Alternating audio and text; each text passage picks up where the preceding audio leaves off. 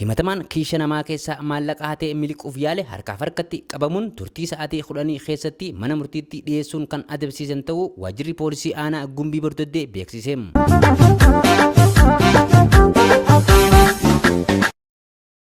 Godina Harargee lixaa aanaa Gumbii Bordoddeetti himatamaan Ahmad Hussein jedhamu kan teessoon isaa magaalaa Ciroo ta'e magaalaa Gumbii Bordoddee iddoo gabaatti miidhamaa dhuunfaa obbo Adam Hassan jedhamu irraa maallaqa qarshii 1,400 hatuun miliquuf osoo yaalu eeruu uummanni isaaniif kenneen kan to'atan ta'uu waajjira poolisii aanaa Gumbii Bordoddeetti itti gaafatamaa kutaa qorannaa yakkaa kan ta'an itti aanaa inspektara Kaamil Haakimoo bilbilaan nutti himaniiru.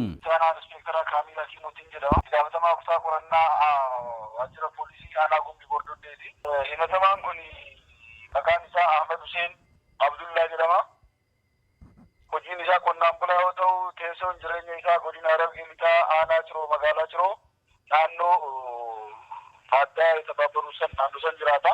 Shakkamaan kun aanaa keenya aanaa Gumbii Bordoddee magaalaa Bordoddee duwwaa tokko dhufee guyyaa irraa toora sa'a 9 yeroo ta'u miidhamaa dhuunfaa Adam Hassan nama jedhamu irraa miidhamaan kun magaalaa dhaqatee hawaasaa waan gurguratee gara manaa deemaa jira.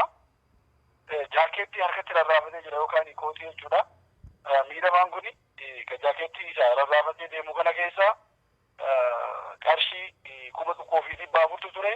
Shakkamaa himatamaan kun ta'e jedhee itti yaadee kiishii nama miidhamaa dhuunfaa kana keessa seenee qarshii 1,400 fudhate.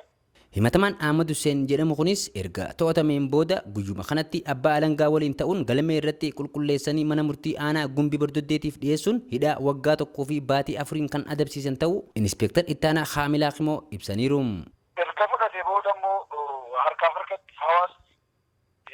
harkaaf harkatti qabee guyyuma kana nutis abbaa alangaa waliin ta'uudhaan galmee RTDdhaan saffisaan qulqulleessinee mana murtii aanaa Gumbii Bordoddeetti dhaleessinee himatamaan kun guyyuma badii raawwate kana yakka raawwate kana mana murtiitti dhalaa'ee waggaa 1 fi ji'a 4 manni murtii adabee jira.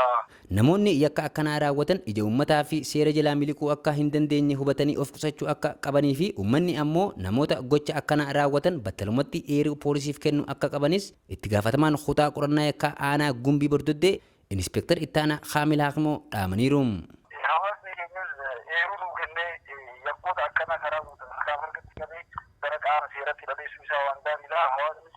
Hawaasa baree waan ta'eef yakka balaaleffatee namoonni hawaasni guutuun itti ta'ee wanta kana raawwatee jira jechuudha. Shakkamaa kana qabee murteen kan itti kennamee fi hawaasni namni hatee kana ammoo akkana raawwatee seera jala kan miliqame ta'uu isaa wanta abdii namatti hora waan ta'eef